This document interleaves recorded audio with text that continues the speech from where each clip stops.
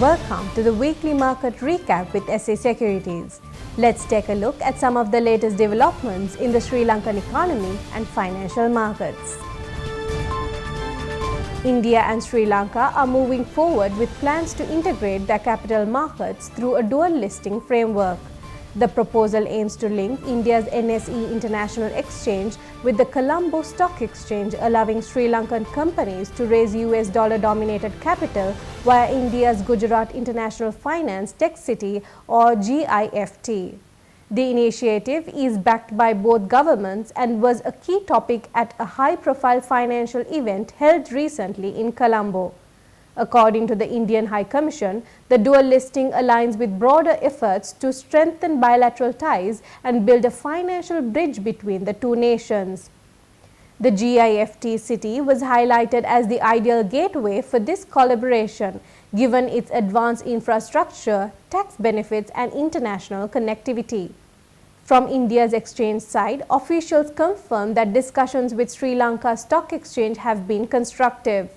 They explained that the dual listing model would offer Sri Lankan firms access to global capital markets and extended trading hours. The proposed setup would also benefit Indian investors and companies seeking opportunities in Sri Lanka, particularly in sectors like hospitality and renewable energy. Representing the Sri Lankan government, a senior finance ministry official welcomed the initiative. He emphasized that Sri Lanka's platforms and regulators are prepared for this integration and that several local companies are ready to explore overseas listing. He also encouraged Indian companies to pursue secondary listings on the Colombo Stock Exchange, describing the effort as a step toward mutual growth and stronger regional cooperation. The International Monetary Fund has recognized Sri Lanka's significant progress under its ongoing extended fund facility, calling the country's recent reforms both difficult and necessary, but also fruitful. According to the IMF, Sri Lanka is showing key signs of recovery. These include strong economic growth, lower inflation, higher foreign reserves, improved tax revenue, and near completion of its debt restructuring process. However, the fund also noted that sustaining this momentum is critical for long-term stability. It emphasized that Sri Lanka must remain committed to structural reforms for the remainder of the program. While overall performance under the program remains strong, the next review is still awaiting approval by the IMF Executive Board.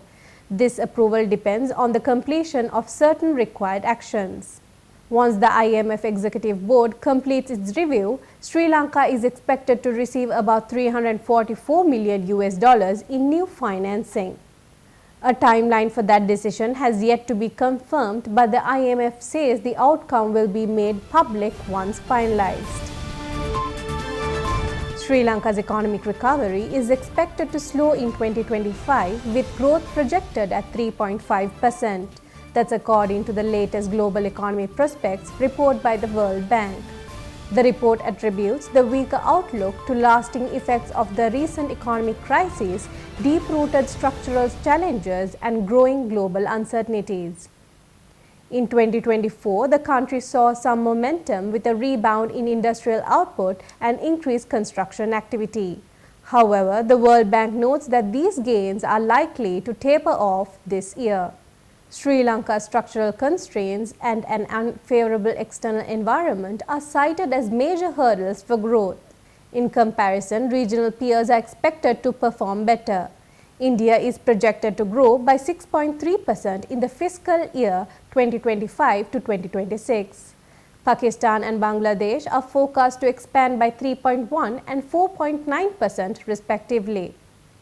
Overall, South Asia's growth is expected to slow to 5.8% in 2025, before picking up to an average of 6.2% in the following 2 years.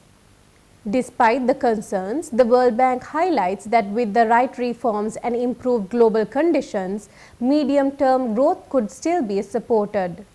But for Sri Lanka, the path forward will depend on meaningful structural reforms, restoring debt sustainability, and building resilience against future shocks.